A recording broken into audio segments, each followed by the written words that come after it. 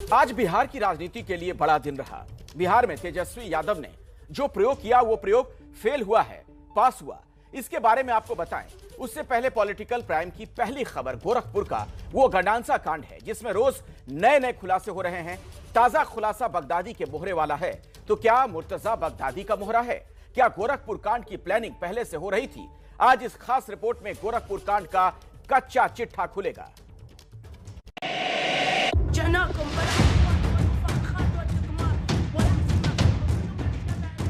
Baghdadi की आतंकी brigade.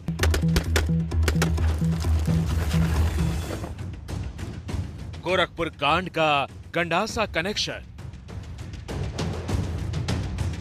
3 अप्रैल की शाम जब मुर्तजा नाम का ये युवक हाथ में गंडासा लेकर गोरखपुर मंदिर पर हमले के लिए पहुंचा, तब किसी ने सोचा भी नहीं था कि गंडासे का ये गठजोड़ बगदादी के ग्रोह तक चला जाएगा। इस गठजोड़ की हर परत खोलेंगे, लेकिन उससे पहले आपको आरोपी मुर्तजा का वो कबूलनामा दिखाते हैं जो उसने 4 अप्रैल को पुलिस के सामने दिया था। एंगल से हम सोच रहे थे जस्टिफाई करने का कि ऐसा भी है कि हाँ भाई देखो CNRC भी कर रहे हैं तो गलत हो रहा है ना। हमारे साथ जो गलत हुआ वो तो ड्राइविंग फैक्टर है ही, उसको मैं दिमाग में जो जस्टिफिकेशन, उसके मतलब कोई काम करने से पहले आदमी जस्टिफिकेशन भी तो बनाता है, उसको मैं जस्टिफिकेशन दे रहा था। देखो मुसलमानों के साथ जुल्म हो रहा है, कोई कर्नाटक में इतनी हो रहा तो हम अब कोई नहीं करेगा। तो मतलब उस तरह से मैं सोच के मैं बोला कि अब थक गया सोच में, बोला कर ही दो भाई। CAA, NRC और हिजाब को लेकर बदले के इरादे से मुर्तजा ने हमला किया। अब आपको मुर्तजा के IS कनेक्शन का काला चिट्ठा भी बताते हैं। पहली तस्वीर IS के आतंकियों के हाथ में ठीक वैसा ही गंडासा है जैसे गंडासे से मुर्तजा ने गोरखपुर में पुलिस वालों पर हमला किया था। 25 मार्च को यानी गोरखनाथ मंदिर में हमले से करीब एक हफ्ते पहले आतंकी संगठन ISIS 4 मिनट का एक वीडियो जारी कर दावा करता है कि भारत में उसके 4 स्लीपर सेल एक्टिव हैं। वीडियो में दिखाए जा रहे भारतीय आतंकियों के हाथ में देसी गंडासे भी नजर आ रहे हैं और इसके कुछ ही दिन बाद गोरखनाथ मंदिर में हमला हो जाता है। जांच एजेंसियां गंडासा एंगल को केवल संयोग मानकर नजरअंदाज करने के पक्ष में नहीं है। इतना ही नहीं, जांच में खुलासा हुआ है कि मुर्तजा कट्टरपंथी विचारधारा वाले व्हाट्सएप ग्रुप चलाता था। व्हाट्सएप ग्रुप में देश के अलग अलग हिस्सों और नेपाल तक के सदस्य जुड़े थे। मुर्तजा का पासपोर्ट भी जब्त किया गया है, जिससे पता चला कि 6 महीने पहले मुर्तजा दुबई भी गया था। घटना एक बड़े साजिश का हिस्सा है और हर एक पहलू पर विचार किया जा रहा है। आज जो वीडियो सामने आया है उसके बारे में भी पूरी तहकीकात हो रही है और उस व्यक्ति के द्वारा जो भी चीज़ें बताई जा रही हैं हम उसको पूरी तरीके से वेरीफाई करेंगे और उसके बाद उसमें अग्रिम कार्रवाई की जाएगी। हमले से ठीक पहले मुर्तजा नेपाल गया था। साथ ही मुर्तजा के लगातार संपर्क में रहने वाले सहारनपुर के अब्दुल रहमान को भी हिरासत में लेकर पूछताछ जारी है। हमले वाले दिन भी अब्दुल रहमान और मुर्तजा के बीच बातचीत हुई थी।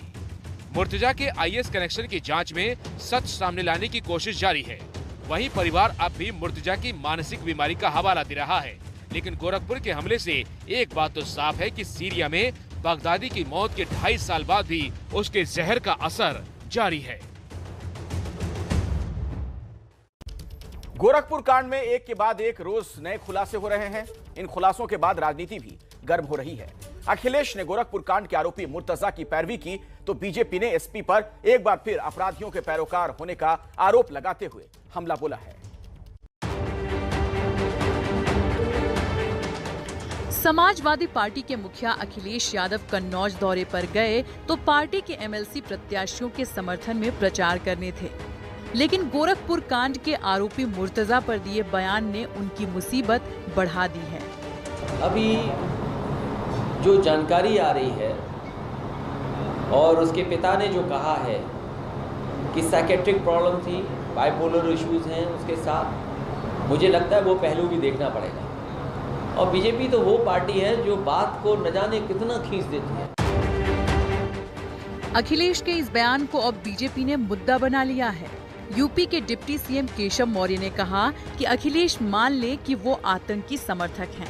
अखिलेश जी को स्पष्ट तौर से कहना चाहता हूं कि अगर खुल करके बताएं, अगर उनको आतंकवादियों से इतनी मतलब अपराधियों से ऐसी, मैं अभी इस व्यक्ति को जो जांच के दायरे में है उसके बारे में इनको टिप्पणी कोई नहीं करनी चाहिए। पूर्व मुख्यमंत्री हैं। साथ ही बीजेपी नेता गिरिराज सिंह ने तो अखिलेश पर डॉक्टर होने का तंज भी कसा है।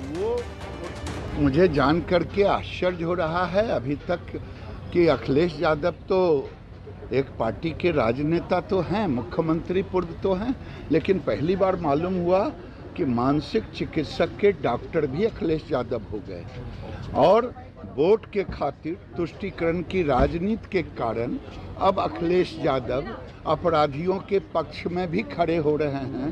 वो मुर्तुजा जिसने आतंकी हमले गोरखपुर में। तो बीजेपी सांसद साक्षी महाराज ने तो अखिलेश को ही अपनी जांच करवाने की सलाह दे डाली। मुझे लगता है अखिलेश जी की मानसिक स्थिति ठीक नहीं है, उनको किसी अच्छे मस्तिष्क विशेषज्ञ से अपनी जांच करानी चाहिए। मुर्तजा की तो जांच करा ली गई और डॉक्टरों ने बता दिया इसके मस्तिष्क में कहीं किसी प्रकार की कमी नहीं है। एक बहुत बड़ा षड्यंत्र है। साफ है कि बीजेपी अखिलेश के इस बयान को हल्के में नहीं जाने देने वाली है। आगे भी इस बयान पर बीजेपी समाजवादी पार्टी को इस मुद्दे पर घेर सकती है। यूपी में योगी सरकार एक्शन में है। एक तरफ सीएम योगी मंत्रियों और अधिकारियों के कामकाज के लिए 100 दिन का एजेंडा तय कर रहे हैं, तो दूसरी तरफ योगी सरकार में बुलडोजर भी फुल स्पीड में चल रहा है।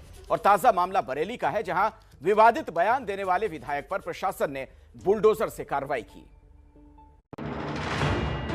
यूपी में एक तरफ सीएम योगी का नाम गूंज रहा है तो दूसरी तरफ बुलडोजर की धमक सुनाई दे रही है। पेट्रोल पंप पर बुलडोजर चलाने की ये तस्वीरें यूपी के बरेली की है। ये कार्रवाई हुई है एसपी विधायक शहजिल इस्लाम के पेट्रोल पंप पर।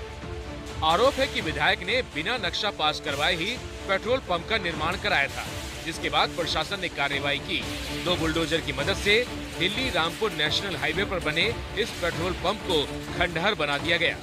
बता दें कि बरेली प्रशासन की एक कार्रवाई एसपी के उसी बयानवीर विधायक पर हुई है, जिस विधायक ने 3 अप्रैल को ये विवादित बयान दिया था। उसके मुंह से भी अगर आवाज निकलेगी तो हमारी भी बंदूकों में से आधी सोई धुआं नहीं निकलेगा, गोली निकलेगी, बताना चाह रहा हूं। वहीं समाजवादी पार्टी इसको बदले की कार्रवाई बता रही है। यूपी में योगी सरकार का फुल स्पीड में चल रहा है बुलडोजर। अमेठी और बिजनौर में भी प्रशासन ने बुलडोजर की मदद से कार्रवाई की। अमेठी में वन विभाग की जमीन पर बने अवैध कब्जे को गिराया गया, तो बिजनौर हत्या आरोपी के चंगुल से ग्राम समाज की जमीन को खाली करवाया गया। अब बात महाराष्ट्र की राजनीति की, जहां भ्रष्टाचार को लेकर भूचाल आया हुआ है। आमने सामने है शिवसेना और बीजेपी के 2 नेता। प्रवर्तन निदेशालय यानी ईडी ने शिवसेना के सांसद संजय राउत के परिवार के फ्लैट और प्लॉट जब्त किए, तो संजय राउत बीजेपी नेता किरीट सोमैया पर लगातार करोड़ों के घोटाले का आरोप लगा रहे हैं। तो दिल्ली से लेकर महाराष्ट्र तक राजनीति गर्म है। पूरी कहानी देखिए।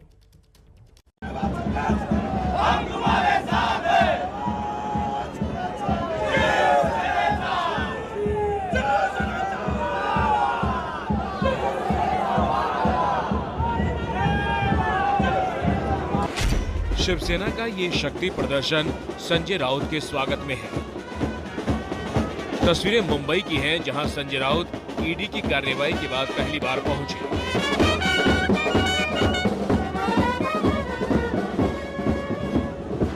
ईडी ने कुछ घंटे पहले संजय राउत के परिवार का दादर में एक फ्लैट और अलीबाग में 8 प्लॉट जब्त किए। इस मामले के तार 1034 करोड़ के गोरेगांव के पत्राचाल से जुड़े हैं, जिसमें संजय राउत के करीबी प्रवीण राउत पहले गिरफ्तार किए जा चुके हैं। इस कार्रवाई के बाद से संजय राउत महाराष्ट्र में बीजेपी के नेता किरीट सोमैया पर करोड़ों के घोटाले के आरोप लगा रहे हैं। आरोप आईएनएस विक्रांत को लेकर है। बुधवार को संजय राउत कुछ कागज लेकर मीडिया के सामने पहुंचे, तो आज संसद से लेकर सड़क तक इस मुद्दे को उठाने की बात कही। लोकसभा में भी उठेगा, राज्यसभा में उठेगा और पूरे महाराष्ट्र में आईएनएस विक्रांत, शिव विक्रांत का जो घोटाला हुआ है करोड़ों रुपए का भारतीय जनता पार्टी के तरफ से, वो मुद्दा सिर्फ महाराष्ट्र में नहीं देश भर में गूंजा। मनी लॉन्ड्रिंग हुआ, 4 बिल्डर के थ्रू क्रेडिट तुम्हारे अकाउंट में आए हैं, एक कागज तो दिखाओ। एफआईआर की कॉपी ठाकरे सरकार मुझे दे नहीं रही है, बोले रजिस्टर्ड हो गई है, लेकिन एफआईआर की कॉपी दे नहीं रही है। क्यों? क्योंकि उसमें कुछ है ही नहीं। राज्यसभा में संजय राउत और शिवसेना की सांसद प्रियंका चतुर्वेदी ने आईएनएस विक्रांत का मुद्दा उठाया और बीजेपी को घेरने की कोशिश की।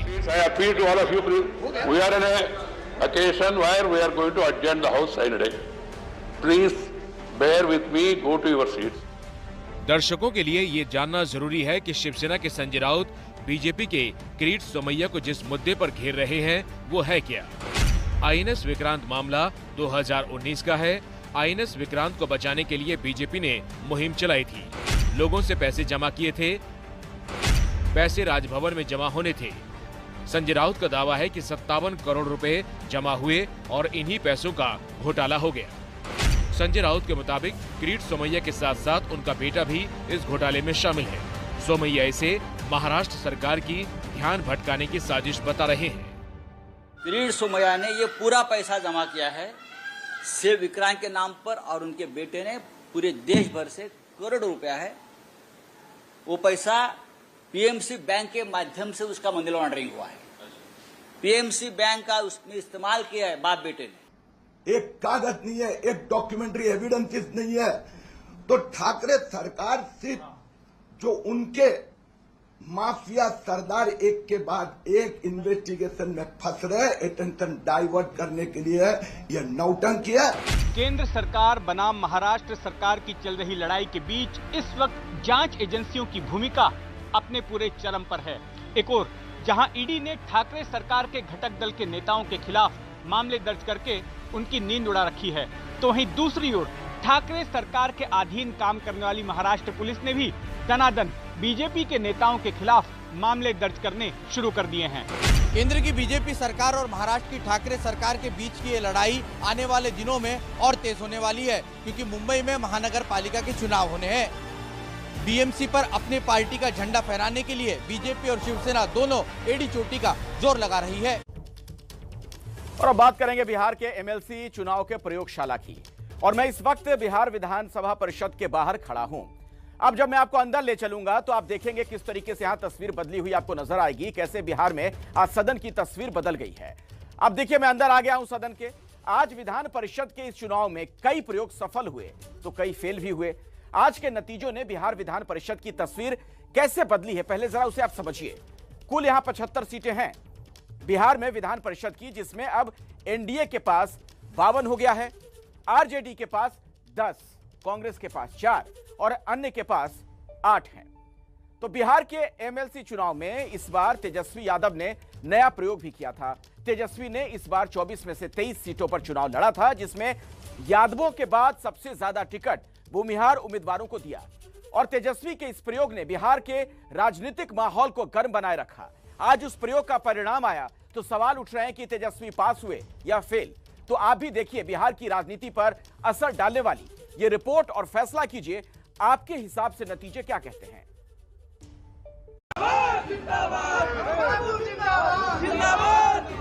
बिहार में हुए एमएलसी चुनाव में एनडीए ने बड़ी जीत हासिल तो की, लेकिन चर्चा सबसे ज्यादा उस प्रयोग की हो रही है जिसमें विपक्ष के नेता तेजस्वी यादव सफल होते दिखे। राजद 23 सीटों पर चुनाव लड़ रहा था, जिसमें से 6 पर पार्टी को जीत मिली है। तेजस्वी यादव ने इस चुनाव में प्रयोग करते हुए 8 यादवों के बाद सबसे ज्यादा 5 भूमिहारों को टिकट दिया। इन 5 भूमिहार उम्मीदवारों में से 3 जीत गए हैं।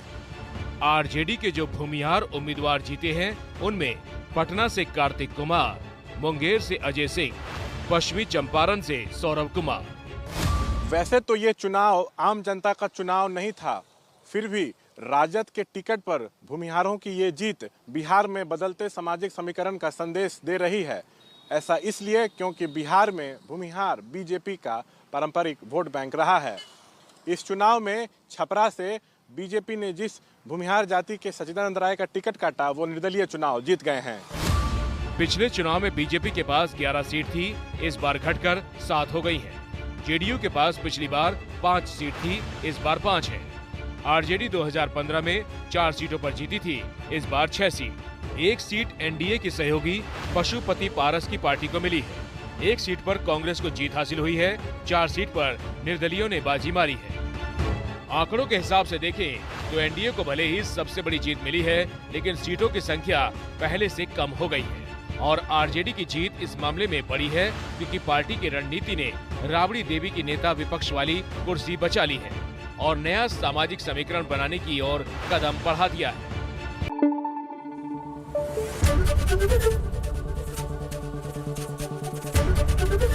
एबीपी न्यूज आपको रखे आगे।